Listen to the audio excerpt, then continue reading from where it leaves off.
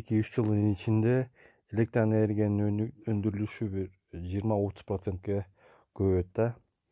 Ошо өндүрүлгөн электр энергиянын 80% искусственный интеллектке кетет да.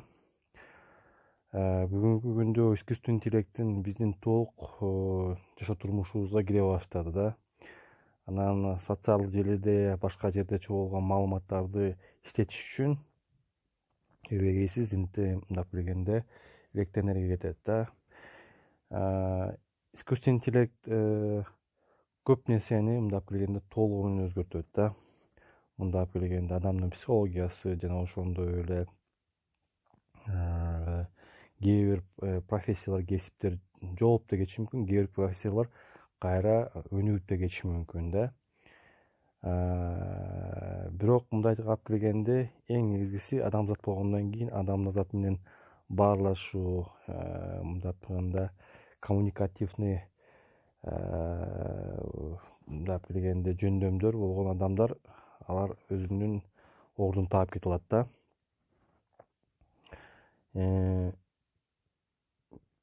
Албетте ар бир мамлекет өзүнүн эң күчтүү искусственный интеллектин таңууганга аракет кылат да, жана ошондой ошону менен чогуу өзүнүн идеологиясын таңууга аракет кылат дагы. Ошол жерден мындап келгенде өзүнүн керектүү нерсесин жайылтканга жана ошондой эле сиңдиргенге аракет кылат. Бирок ошону менен чогуу бир гана нерсе бар, искусственный интеллектте ар бир нерсе иштетилет да, ар бир нерсе жөн коюлбайт. Силер азыр бүгүнкү күндө мындап келгенде эң чоң мүмкүнчүлүк пайда болду да.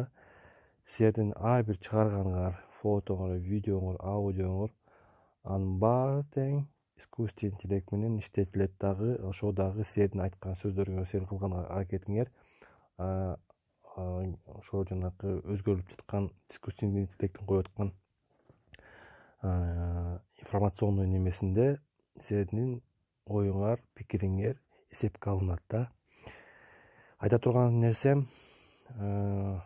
бүгүнкү күндө социалдык медиаларга чыгарып турган видеолоңор, аудионор, фотоңор бул күндөлүк катары дагы, силердин видео отчетту катары дагы, жана ошондой архив катары, жана ошондой өзүңөрдүн балдарыңар үчүн таалим тарбия видео катары кошо силердин дүйнөлүк процесстердеги болуп турган кубулуштарга өзүңөрдүн оюңарды, пикириңерди билгизип, жана ошондой эле болуп жаткан процесстерди туура нукка салып кете тургандай бир жөндөм